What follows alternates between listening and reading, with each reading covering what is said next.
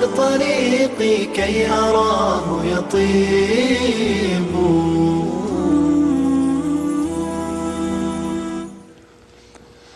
بسم الله الرحمن الرحيم. الحمد لله رب العالمين وصلى الله وسلم على نبينا محمد وعلى آله وصحابته ومن تبعهم بإحسان إلى يوم الدين أما بعد.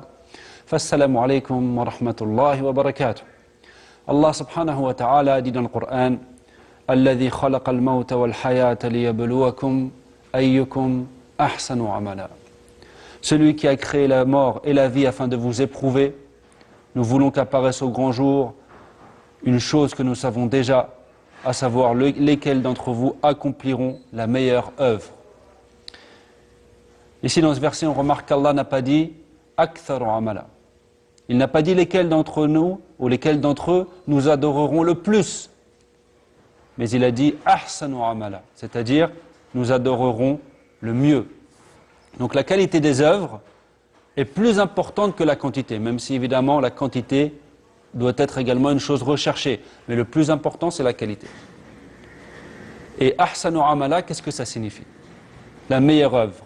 Cela signifie avec l'intention de nous plaire la plus sincère et l'attachement à nos lois le plus correct. En effet, pour qu'une œuvre soit acceptée, il faut deux conditions. La première, la sincérité. Allah subhanahu wa ta'ala dit وَمَا أُمِرُوا إِلَّا لِيَعْبُدُوا اللَّهَ مُخْلِصِينَ لَهُ الدِّينَ حُنَفَاءَ وَيُقِيمُوا الصَّلَاةَ وَيُؤْتُوا الزَّكَاةَ وَذَلِكَ دِينُ الْقَيِّمَةِ. Il ne leur a été ordonné que d'adorer Allah en lui vouant un culte exclusif. La deuxième condition est que l'œuvre soit accomplie conformément à la loi du messager d'Allah sallallahu alayhi wa sallam. Dans Al-Bukhari wa Muslim, d'après Aïcha radiyallahu anha, le prophète Muhammad sallallahu alayhi wa sallam a dit: Man ahdatha fi amrina hadha ma laysa min fahuwa rad. Quiconque ajoute à notre affaire, c'est-à-dire à notre religion, ce qui n'en fait pas partie, verra son ajout rejeté. Et dans Muslim, عند مسلم عن عائشة رضي الله عنها أن رسول الله صلى الله عليه وسلم قال: من عمل عملا ليس عليه أمرنا فهو رد. Quiconque accomplit un acte ne faisant pas partie de notre religion, son acte est rejeté. Et Al-Fudayl ibn Iyad a dit au sujet du verset لِيَبْلُوَكُمْ أَيُّكُمْ أَحْسَنُ عَمَلًا. Fudayl ibn Iyad, c'est un des imams de notre communauté. أَخْلَصُوا وَأَصْوَبُوا. قالوا يا أبا علي ما أخلصوا وأصوبوا؟ قالوا إذا كان العمل خالصا ولم يكن صوابا لم يقبل، وإذا كان صوابا ولم يكن خالصا لم يقبل، حتى يكون خالصا صوابا، والخالص أن يكون لله، والصواب أن يكون على السنة. Donc Al-Fudayl ibn Iyad, rahimahullah, nous dit au sujet de la parole d'Allah subhanahu wa ta'ala: لِيَبْلُوَكُمْ أَيُّكُمْ أَحْسَنُ عَمَلًا. C'est-à-dire afin de vous éprouver, nous voulons qu'apparaisse au grand jour une chose que nous savons déjà, savoir lesquels d'entre vous accompliront la meilleure œuvre. Donc il dit à ce sujet, la plus pure et la plus droite. Les gens qui étaient avec lui lui dirent: Oh Aba Ali, qu'est-ce que la plus pure et la plus droite? Il répondit: quand l'œuvre est pure mais n'est pas droite, elle n'est pas acceptée. Et quand elle est droite mais n'est pas pure, elle n'est pas acceptée. L'œuvre n'est pas acceptée jusqu'à ce qu'elle soit pure et droite. Et l'œuvre pure est celle qui est accomplie pour Allah exclusivement. Et l'œuvre droite est celle qui est accomplie conformément à la voie du messager. Donc aujourd'hui, nous allons insister sur la première condition, à savoir la sincérité. Et nous allons également parler d'une des choses qui va à l'encontre de cette condition, à savoir l'ostentation. Et donc la sincérité, c'est le fait d'accomplir l'œuvre pour Allah exclusivement. À la recherche de la récompense d'Allah. À la recherche de la vision d'Allah au paradis, exclusivement. On veut entrer au paradis, on espère la récompense d'Allah, on veut être sauvé de l'enfer. C'est pour Allah que cette œuvre est accomplie, exclusivement, rien d'autre.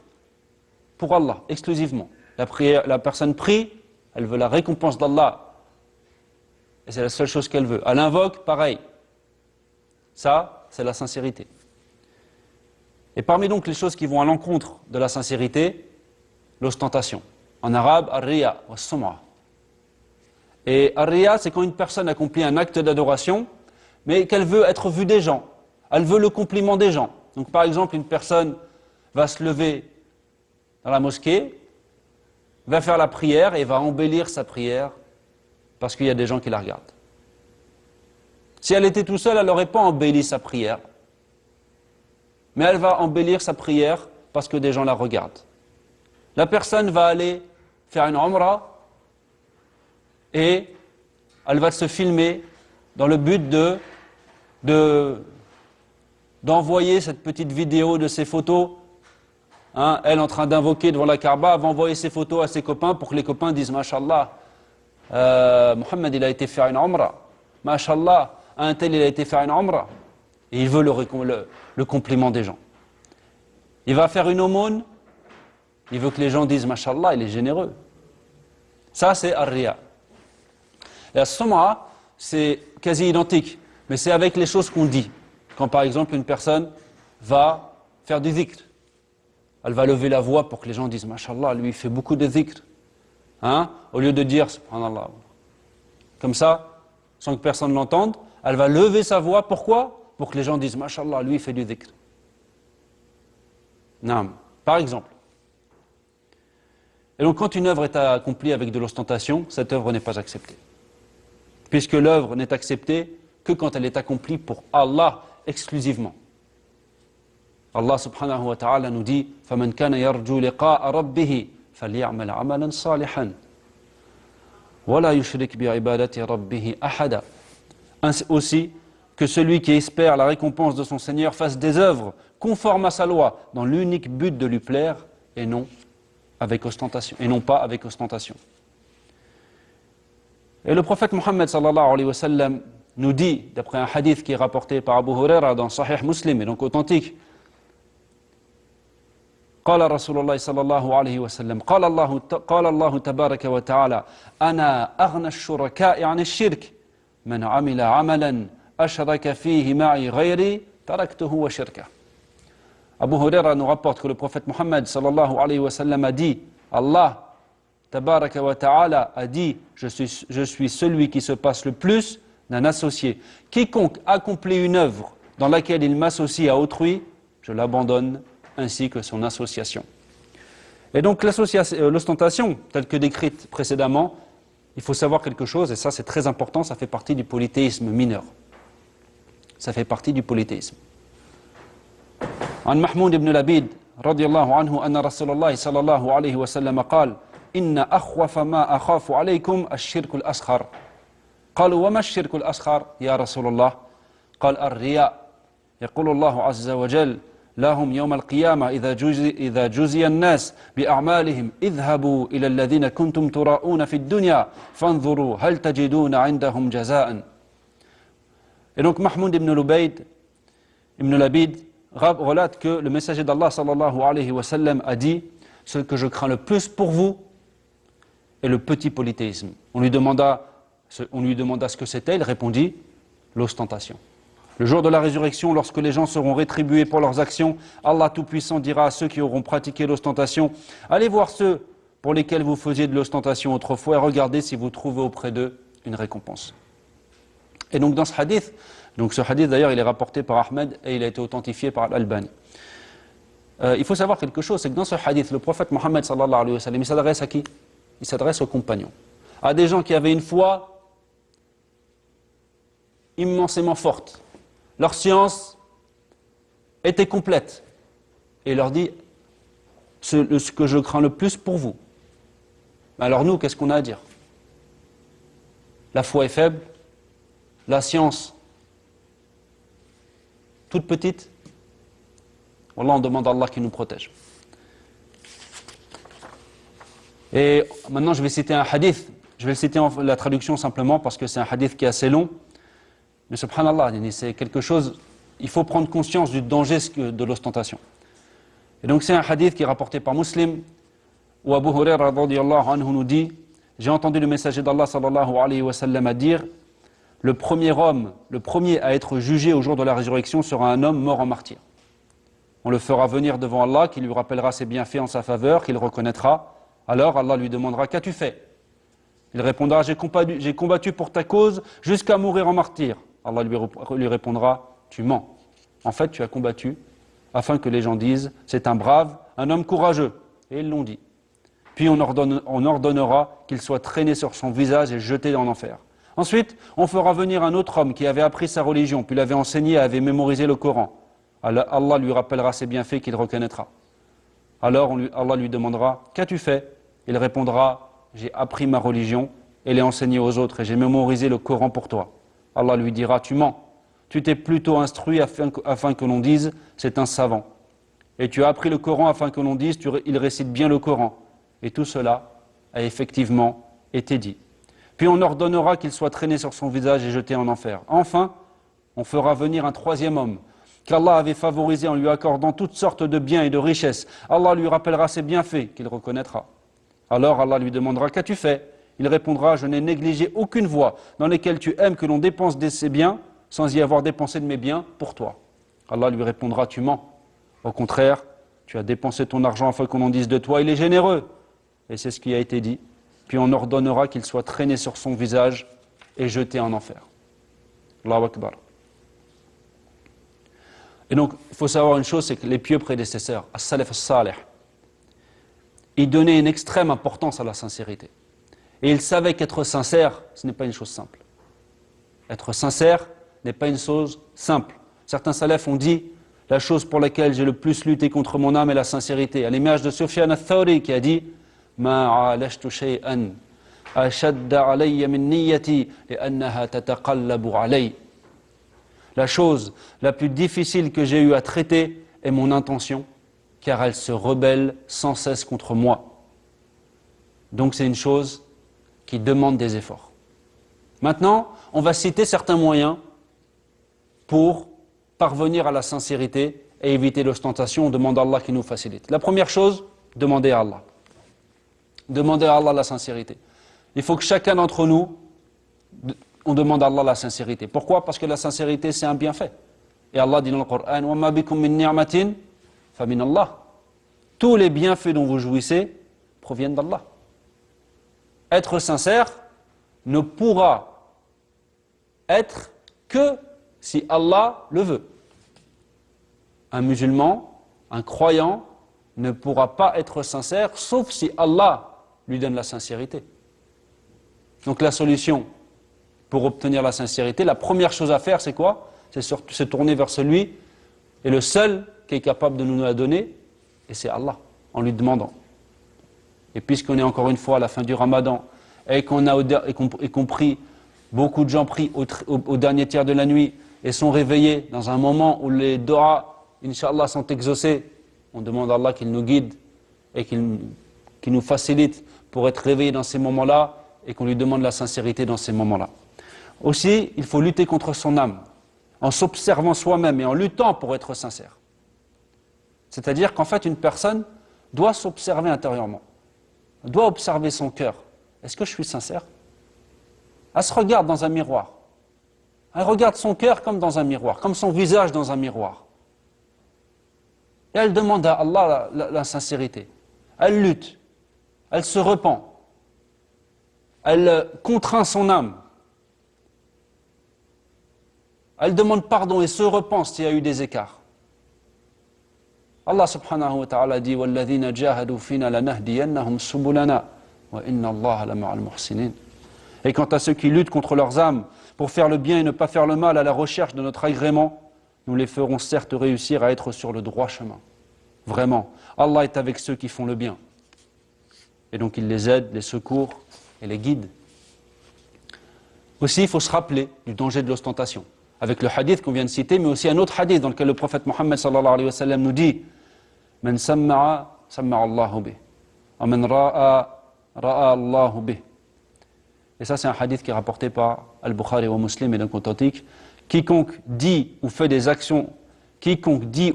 actes d'adoration avec ostentation, Allah dévoilera ses intentions corrompues et l'humiliera. On demande à Allah qu'il nous préserve. Également aussi, parmi les moyens pour acquérir l'ostentation, acquérir la sincérité et s'éloigner de l'ostentation, se rappeler du mérite de la sincérité. Dans Al-Bukhari wa Muslim, عن أبي هريرة رضي الله عنه قال النبي صلى الله عليه وسلم بينما كلب يطيف بركية كاد يقتله العطش إذ رأته بغي من بغايا بني إسرائيل فنزعت موقها فسقته فغفر لها به. Et donc Abu Huraira radiallahu anhu nous rapporte que le prophète Mohammed sallallahu alayhi wa sallam a dit: un chien qui était sur le point de mourir de soif tournait autour d'un point d'eau.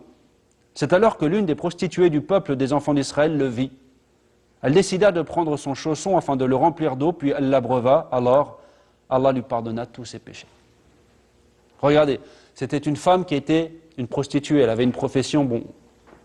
Mais imaginez ce qu'il y a eu dans son cœur, comme sincérité, comme peur du châtiment d'Allah à cause de sa profession, comme miséricorde. Et tout ça, regardez le mérite de la sincérité, le mérite d'accomplir une œuvre sincère, au point que cette personne-là, qui avait cette profession, qui était dans un péché parmi les plus grands péchés qui existent, en faisant cette œuvre-là, qui peut paraître une œuvre dérisoire aux yeux de beaucoup de gens, Allah lui a pardonné. Qu'est-ce qui s'est passé? Qu'est-ce qui s'est passé pour que Allah lui pardonne? Allah a donné à boire à un chien. Est-ce que chaque personne qui va donner à boire à un chien, Allah il va lui pardonner tous ses péchés? Allahu a'lam. En tous les cas, elle, pourquoi Allah lui a pardonné? La sincérité. Des œuvres qu'elle a eues dans son cœur. Imaginez cette femme qui a du iman, qui a de la foi dans son cœur, qui fait ce qu'elle fait, qui doit être honteuse vis-à-vis d'Allah, ressentir de la honte vis-à-vis d'Allah, qui, puisqu'elle est croyante, malgré tout a en elle un espoir de la miséricorde d'Allah, ne désespère pas de la miséricorde d'Allah, mais a une crainte immense aussi de son châtiment car elle fait ce qu'elle fait. Et là, elle voit l'occasion de faire une bonne action. Et cette sincérité dont on est en train de parler, elle l'a dans son cœur. Et, subhanallah, Allah va la guider vers cet acte. Elle va remplir son chausson d'eau, donner à boire à ce chien, et Allah va lui pardonner tous ses péchés. Allahu Akbar. Maintenant, il y a aussi une chose, pour terminer, qu'il faut absolument bien comprendre. Là, on a parlé de la sincérité, on a parlé de l'ostentation, et en vérité, on a cité des hadiths, on a cité des versets, ça fait très peur. Ça fait très peur. Parce que, encore une fois, on est faible. La science, notre science est petite, la foi est faible. Donc vraiment, on est entouré de dangers. C'est très dangereux. Est-ce que ça veut dire qu'il faut qu'on arrête d'œuvrer? Non. Ça, c'est ce que voudrait Shaitan. Shaitan voudrait que, fais attention à ne pas faire de l'ostentation. Ok, qu'est-ce qu'on fait? Enfin, on ne va plus à la mosquée? Qu'est-ce qu'on fait?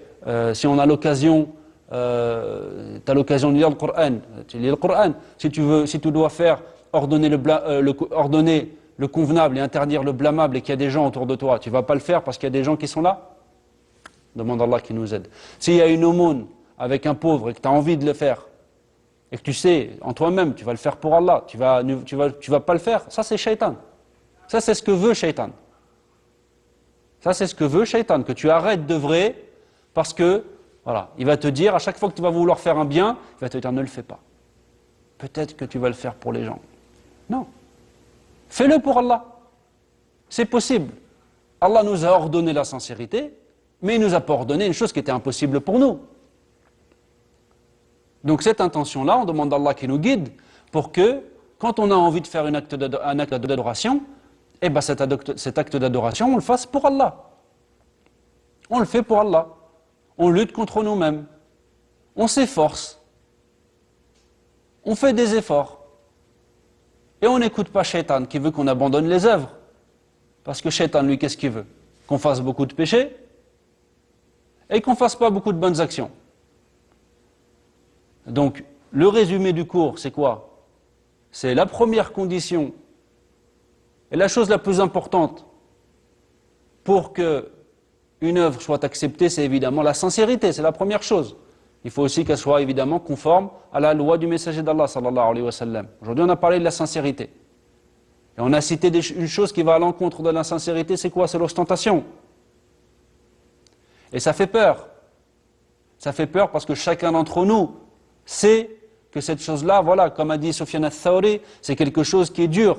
L'intention, elle se rebelle sans cesse. On pourrait avoir tendance à faire pour les gens, que les gens te complimentent, que les gens disent, alors que les gens ne peuvent rien, ni pour toi, ni contre toi.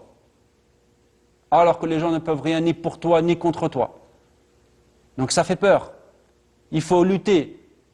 Mais est-ce que ça veut dire qu'on abandonne les actes? Non, on n'abandonne pas les actes. On continue. On s'efforce de faire les bonnes actions.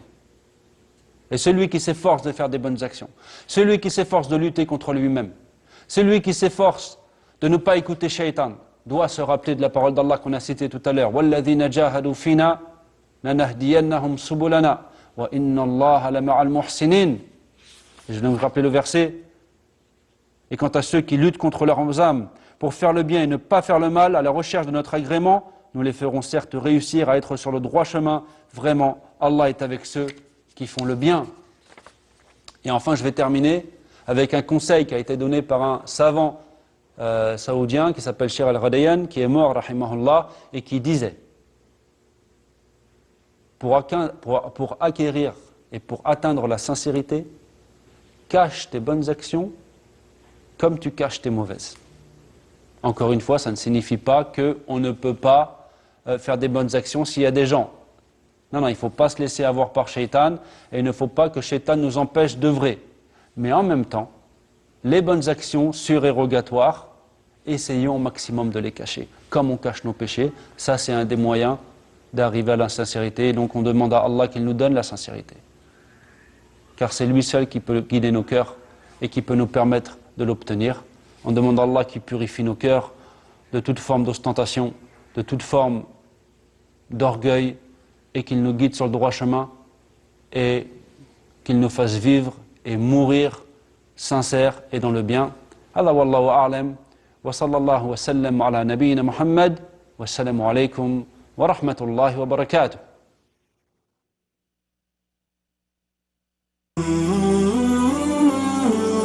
طيب الحياة بحبنا